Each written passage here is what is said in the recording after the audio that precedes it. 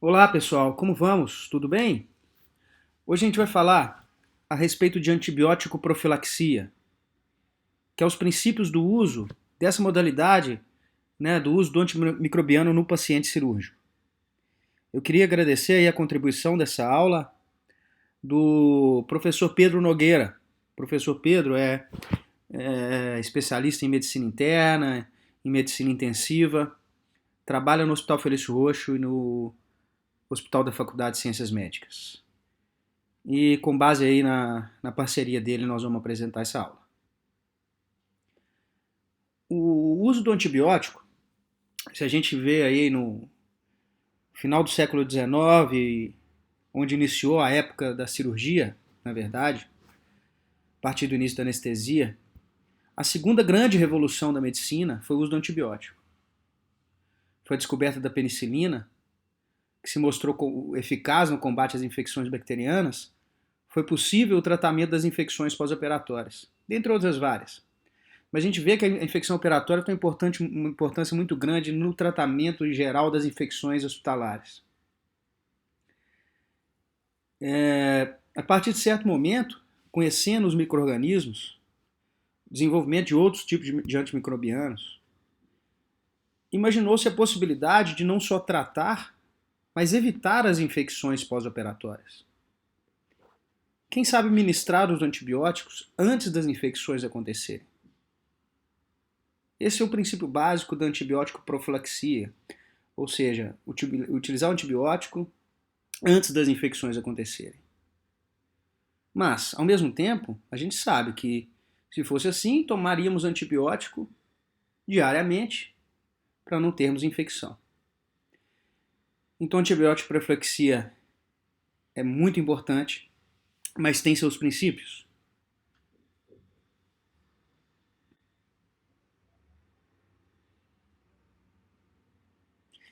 E parte dessa base aqui, que é o cerne da medicina, é duvidar. Né? A medicina é a arte da incerteza, a ciência da probabilidade.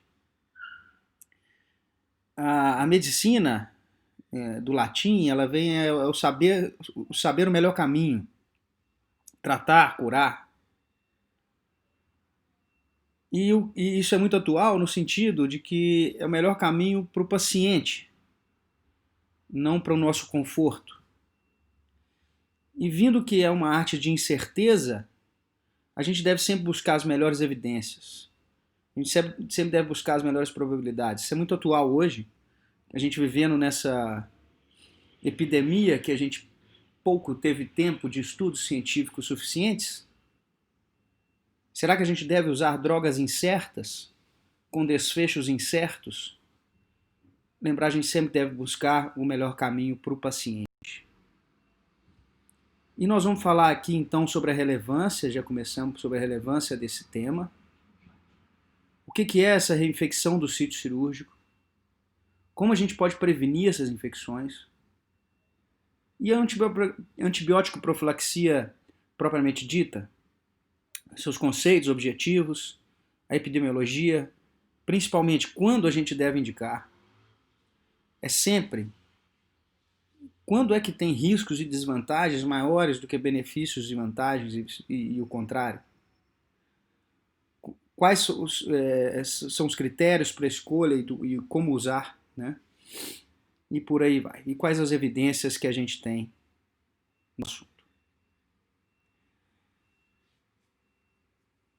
Como a gente começou a falar, a anestesia, no final do século XIX e posteriormente o antibiótico, foram os dois fatos principais que permitiram o desenvolvimento da cirurgia. Antes de existir anestesia, a gente não conseguia, por exemplo, penetrar a cavidade abdominal. A cirurgia se resumia a amputações, extrações de dentes, drenagens de abscesso. Praticamente não existia cirurgia intraabdominal.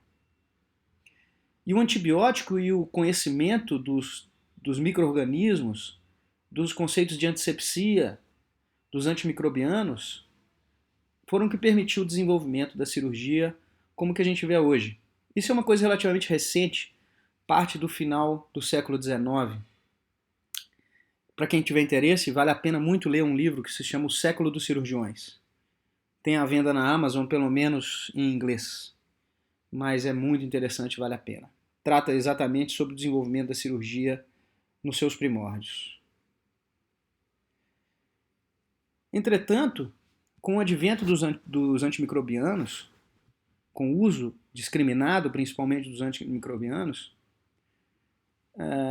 e a disseminação também dos procedimentos operatórios, a gente começou a ver que houveram muitas hospitalizações e muitas complicações dessas hospitalizações por cirurgias, por infecções adquiridas no ato operatório e principalmente infecções evitáveis.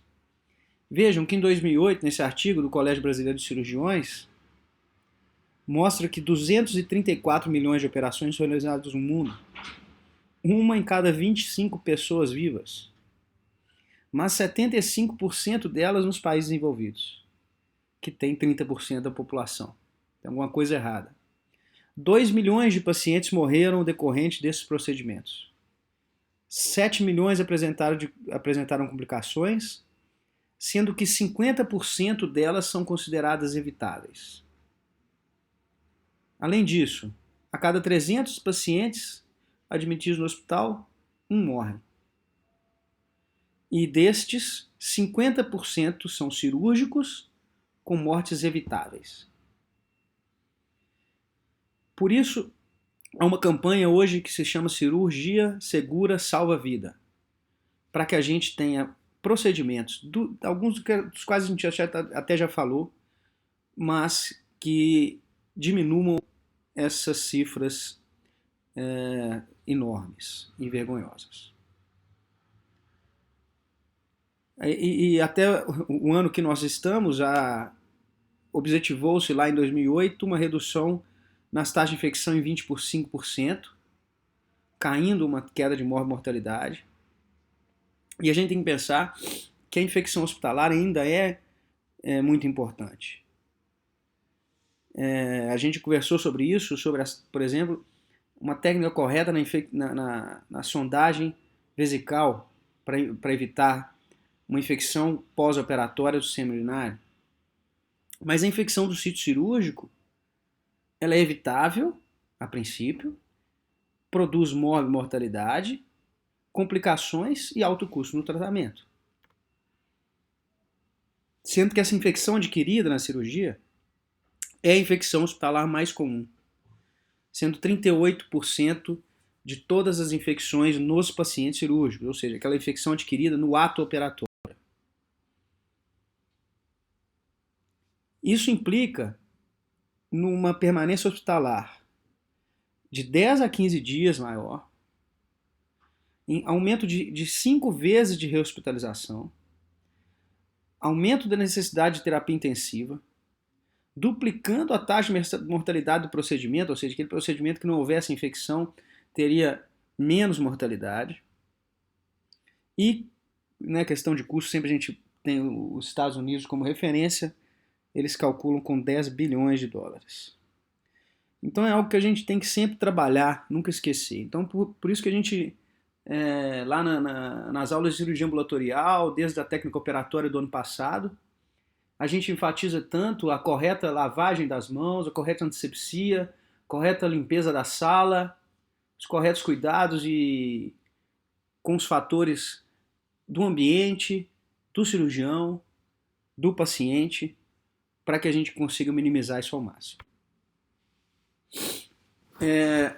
Então, com um medicamento tão eficaz para evitar infecção, faz com que os antimicrobianos estejam, obviamente, entre os medicamentos mais usados, mas essa frase que são os pior empregados na prática certa, na prática médica. E parte pelo seguinte princípio: o antibiótico correto. Né? E quantas vezes a gente não viu, às vezes no dia a dia, na prática hospitalar, o antibiótico ser empregado de forma aleatória. O essencial é que aconteça o seguinte: o antibiótico correto, né, a escolha do antimicrobiano correto, de acordo com o micro-organismo, com a microbiota hospitalar e do hospedeiro e daquele sítio de infecção, na dose correta, né? Não adianta você dar uma dose menor, nem uma dose maior que cause risco ao doente, e exatamente na hora correta, né? Não dar antes da hora, né? Ou tarde demais. E tem essa frase aí do século XVI, que é bem pertinente, que a diferença entre o remédio e o veneno é a dose. Então, a gente tem que dar o antibiótico correto, na dose certa e na hora correta. O professor Luiz Otávio Savassi Rocha, né, professor da UFMG, tem essa frase, né, em seu livro, que se eu internar um dia, vou morrer de medo. E ele não está errado, já que 1 em cada 10 pacientes no mundo é vítima de erros e eventos adversos evitáveis durante a prestação de assistência à saúde.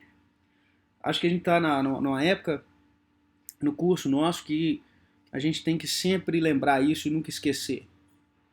Que a gente não deve fazer o mal.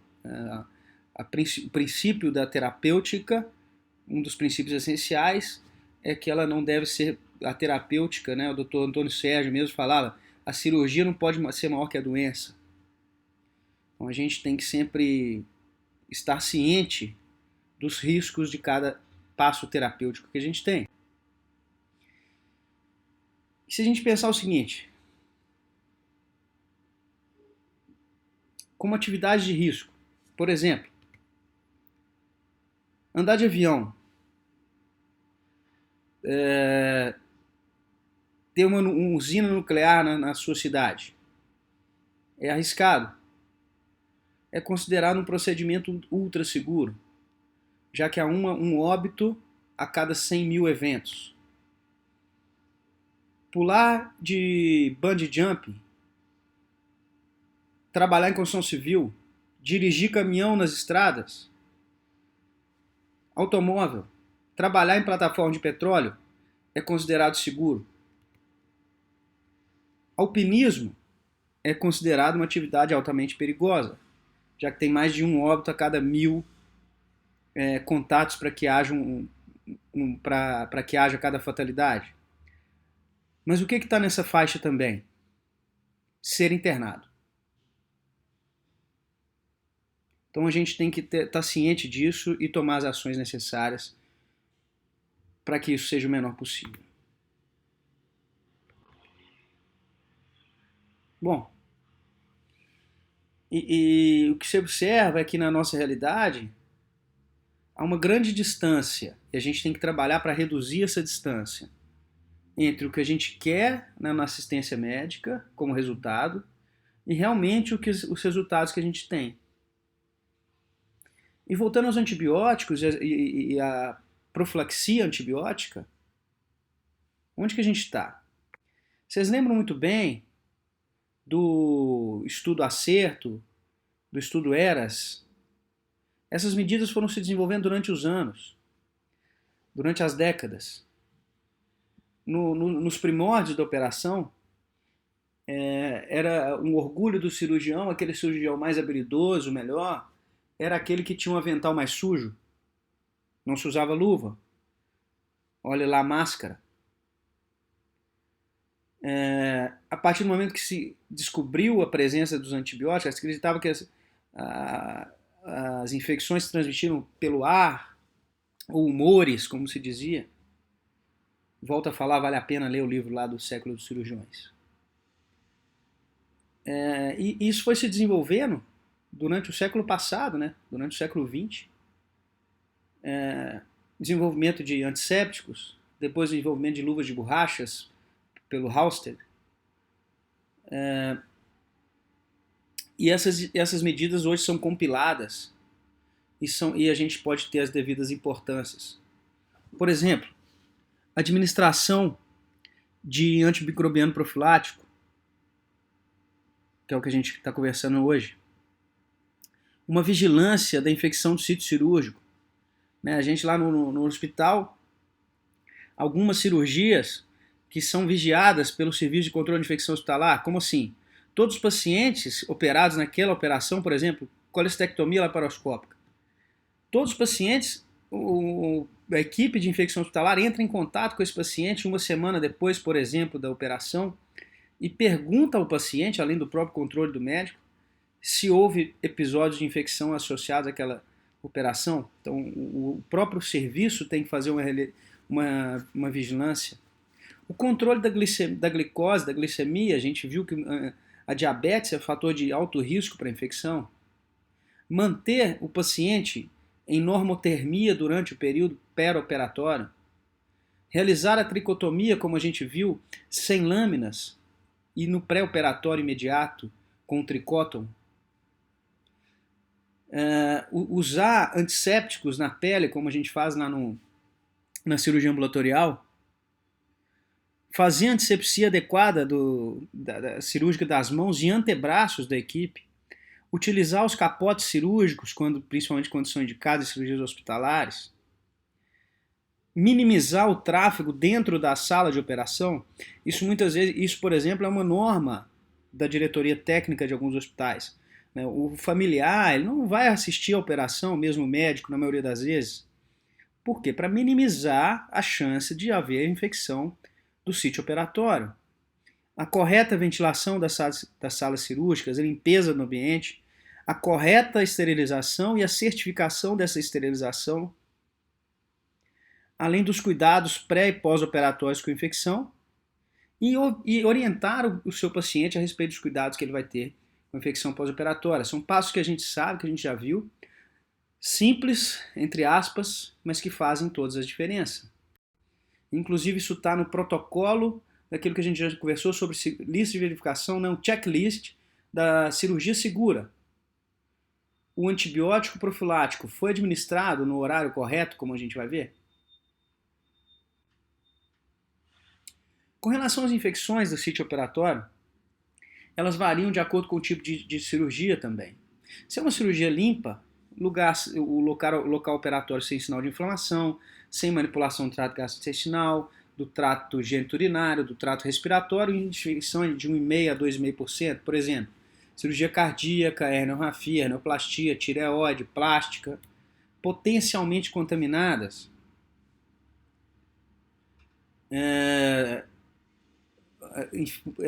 Cirurgias no trato respiratório, gastrointestinal, mas em condições controladas, a taxa de infecção já vai a 2 a 7%.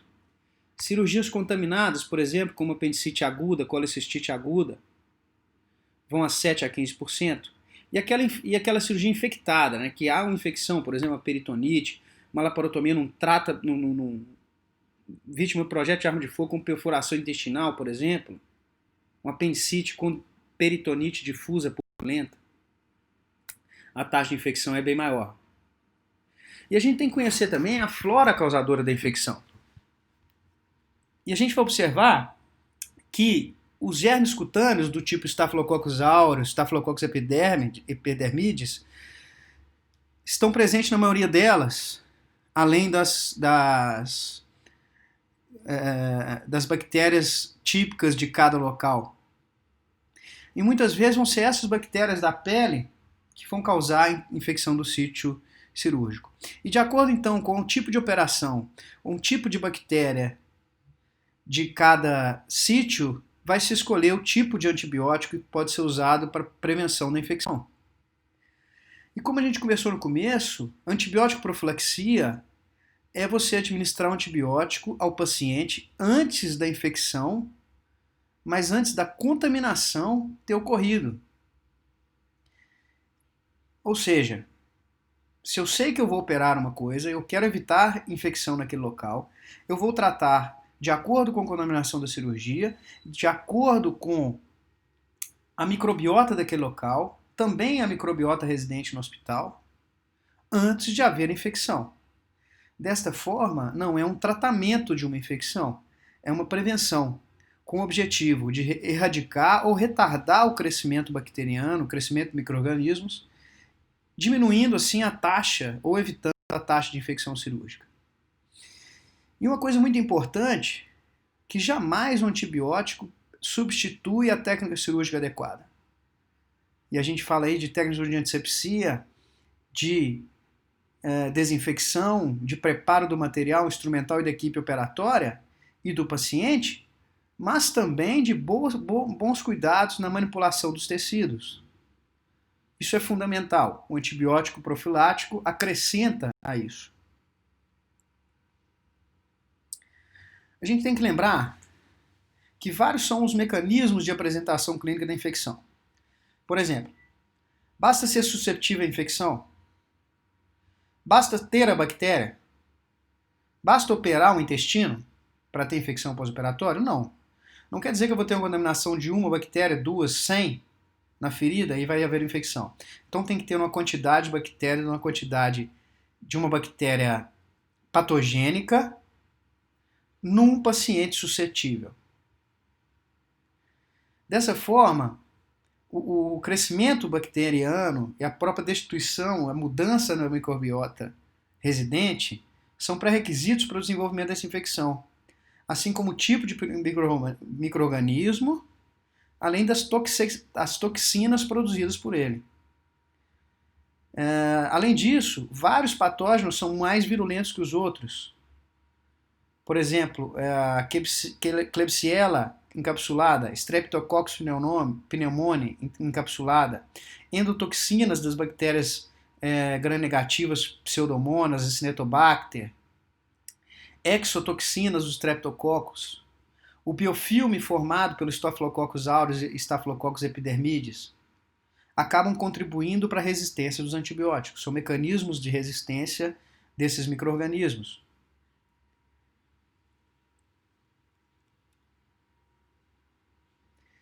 E além disso, eu tenho as próprias condições do hospedeiro que favorecem a infecção, por exemplo, como diabetes, obesidade, desnutrição, enfermidade vascular crônica, pacientes idosos ou muito novos, né, crianças, tabagismo. Por exemplo, não tem um cirurgião plástico que coloca uma prótese de silicone numa paciente tabagista. Assim como fatores extrínsecos relacionados, que a gente já conversou sobre a cirurgia, o ambiente hospitalar, como, por exemplo, a duração da lavagem do campo operatório, da lavagem das mãos, a raspagem dos pelos, né, aquele pelo raspado com gilete um dia antes, a duração da cirurgia, que possibilita aqueles micro-organismos saírem dos polos da pele e contaminarem o campo operatório. A antisepsia, a qualidade e o tempo da antisepsia. O uso dos antibióticos profiláticos e a qualidade da esterilização dos instrumentais.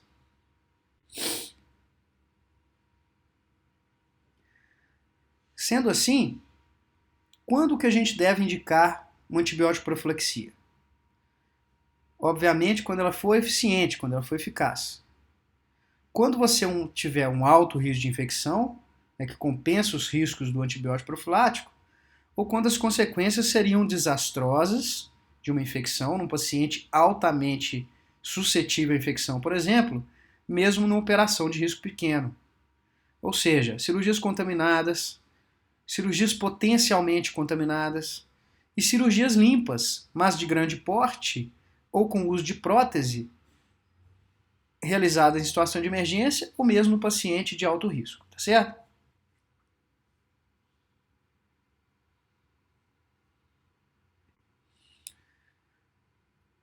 Então a gente tem que pensar entre os riscos e benefícios na hora da indicação, né? Como riscos da antibiótico profilaxia, essa profilaxia indiscriminada, os efeitos colaterais, alergia e além dos outros, afetar a microbiota normal do paciente, o desenvolvimento e a proliferação, desenvolvimento não, mas a seleção de bactérias resistentes e, obviamente, um custo inerente ao tratamento.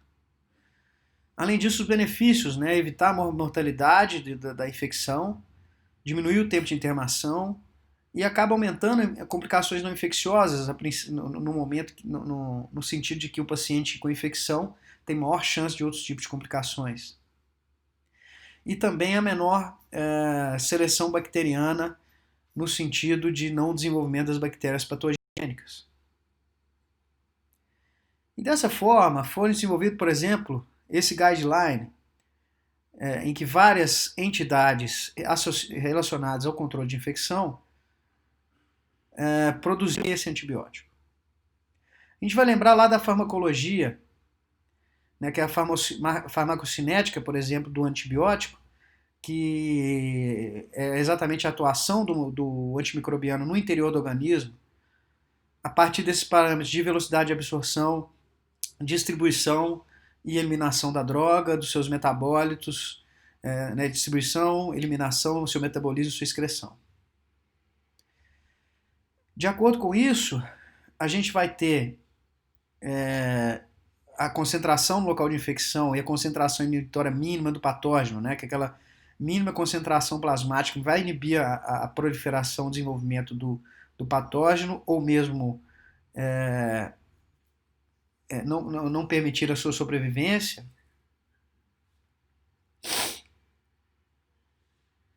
Mas ao mesmo tempo que possibilita, diminui a probabilidade da gente desenvolver resultados tóxicos.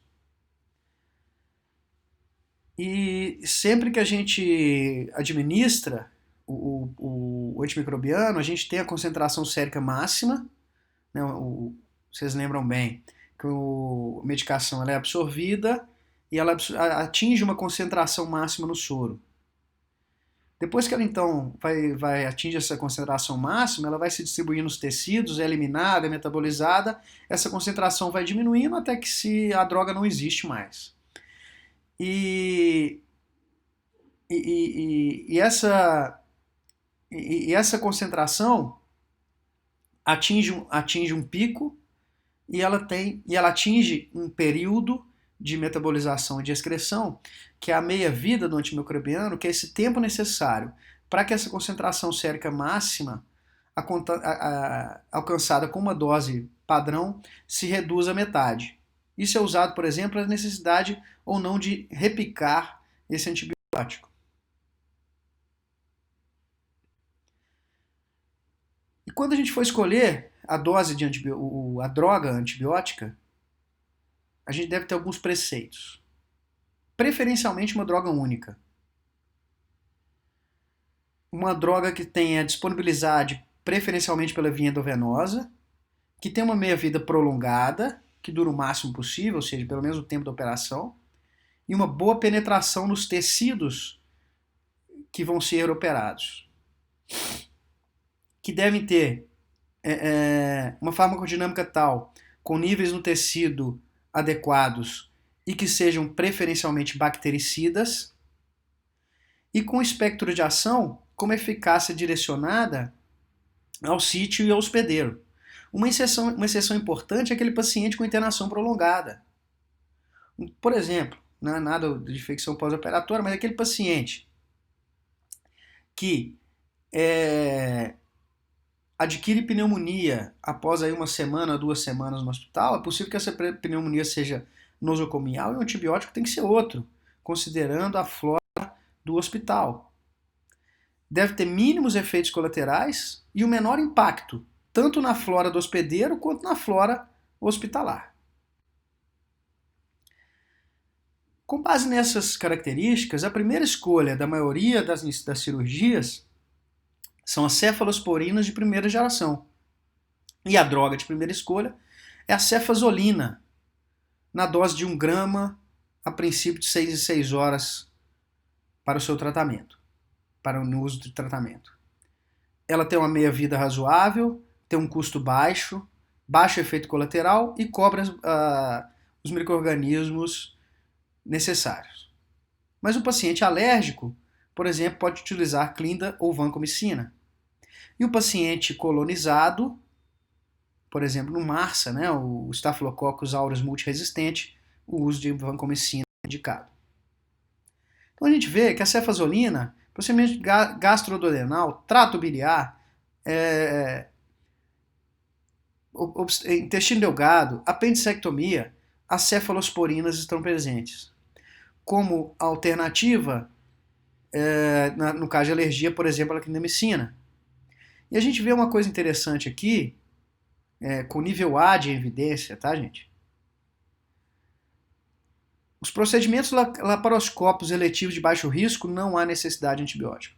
Então, por exemplo, um paciente vai ser submetido a colecistectomia laparoscópica, jovem, sem nenhuma comorbidade. Precisa de antibiótico profilático? Não precisa. E se for diabético com pobre controle? Aí precisa, já que ele é imunossuprimido. Tá certo? Há casos de associação, por exemplo, em cirurgias coloretais, por exemplo, quando se associa um metronidazol para cobertura de bactérias anaeróbias, além da cefalosporina.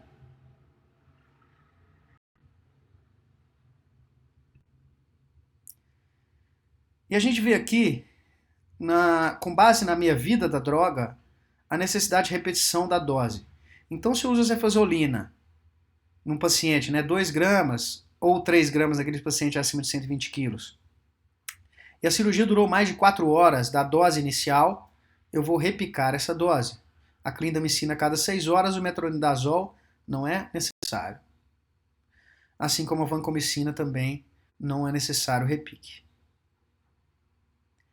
Mas lá em 1956, esse autor já dizia que os antibióticos não suprem os cuidados de antissepsia e nem dispensam os princípios fundamentais de tratamento de infecções cirúrgicas. Ou seja, o conhecimento da antibiótico profilaxia não substitui a boa técnica operatória.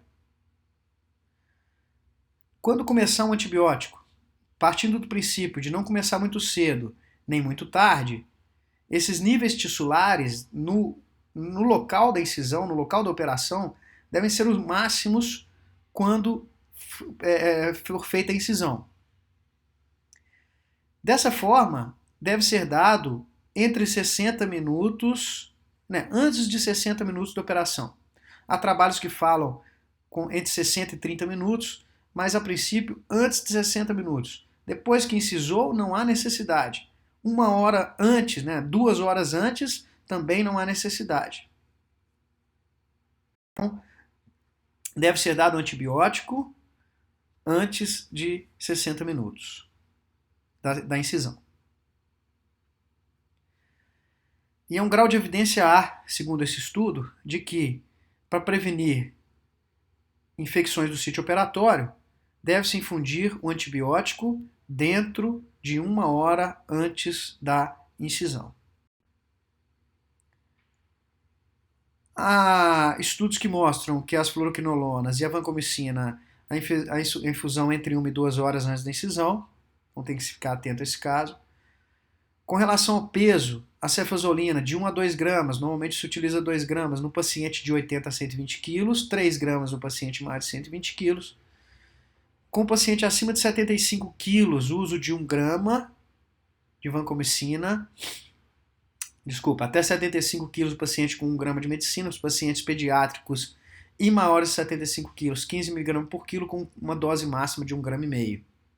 Ampicilina subactam, 3 gramas por dose, e o metronidazol de 500 mg a 1 grama a cada dose. Esse estudo é interessante porque é um curto período em que aquela infecção da ferida operatória pelas bactérias da pele, pelos estafilococos da pele, pode ser suprimida pelo antibiótico. Esse período ele inicia num período que a bactéria, esse período de suscetibilidade, naquele período que a bactéria ganha acesso ao tecido e acaba em 3 horas. Ou seja, se o antibiótico está no tecido por mais de 3 horas, se as bactérias estão no tecido por mais de 3 horas antes do antibiótico ser administrado, não adianta a administração do antibiótico. E há uma causa máxima, que é essa figura de 0 hora de eficácia, quando os antibióticos já estão no tecido antes de as bactérias terem acesso, ou seja, antes da incisão. Por isso que é necessário o uso do antibiótico profilático 1 hora antes da incisão. Esse tal desse breakpoint é uma concentração que inibe as bactérias sensíveis ao determinado antibiótico e está relacionado a esse nível sérico atingido. Então, como a gente vai ver nesse gráfico aqui agora, esse momento da administração do antibiótico em relação à incisão é extremamente importante. Se eu administrei o antibiótico antes de 2 horas,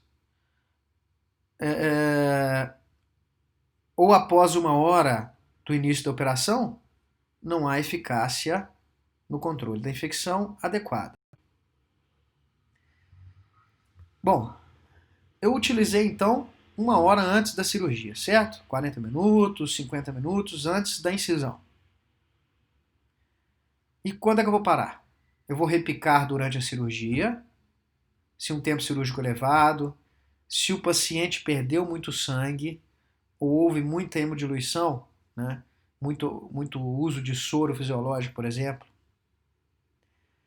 Mas eu vou continuar isso até quando? Vale a pena continuar com o antibiótico? O que a gente vê é o seguinte: na maioria das cirurgias, a máxima duração é de 24 horas de antibiótico profilaxia. Mas a 99% das cirurgias, a dose única pré-operatória é ideal. Apenas cirurgias com próteses do tipo marca-passo, desfibrilador, prótese ortopédica ou cirurgias de grande porte, 24 horas é o suficiente. Mas sempre pensando que deve ser o menor possível. Alguns dados, por exemplo, que suportam que há muitas bactérias do tipo pseudomonas na via biliar de pacientes obstruídos com câncer de pâncreas, por exemplo, que estão colestáticos e que devem ser tratados por 3 dias. Então, casos raros, há benefício maior do que 24 horas. Mas, a princípio, uma dose, mais cirurgias de grande porte e com prótese 24 horas. Raras exceções vão passar disso em se tratar de antibiótico profilaxia. E a gente sempre deve lembrar o seguinte, né? Os benefícios maior do que as desvantagens. Então, por exemplo, aquilo que a gente falou, paciente com colestectomia sem risco, não precisa de antibiótico, colestectomia laparoscópica. A profilaxia vai afetar a infecção no pós-operatório, dá o esquema, ou seja, o antimicrobiano e a dose adequada, uso no pré-operatório imediato, não mais do que 1 hora antes da incisão, e no máximo em 24 horas depois suspender o antibiótico. O antibiótico deve ser ativo contra o micro-organismo que coloniza a pele naquela infecção. E avaliar o risco também do paciente e da operação, o tempo de cirurgia, a predisposição do doente à infecção e a sua imunidade.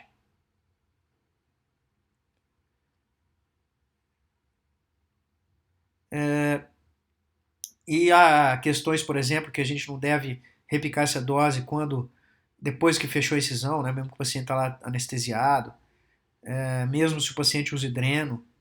E, novamente, a gente orienta os pacientes, às vezes o paciente passa em casa, não aplicar germe antimicrobiano tópico depois da incisão. Você acaba selecionando a bactéria. E relembrando aquele projeto que a gente conversou no início, né, protegendo 5 milhões de vidas. O objetivo, então, 40 a 60%, já que 40 a 60% das infecções cirúrgicas podem ser evitadas, e seu uso inadequado ocorre até em 50% dos casos. Então, a gente seguindo esses simples preceitos de cuidado operatório, técnica operatória adequada, uso adequado do antimicrobiano profilático, a gente vai evitar muita mortalidade nos nossos pacientes operados e internados. Tá bom, gente? É isso que a gente queria conversar, a gente vai ver isso mais na discussão online. Muito obrigado mais uma vez pela atenção. Grande abraço para vocês.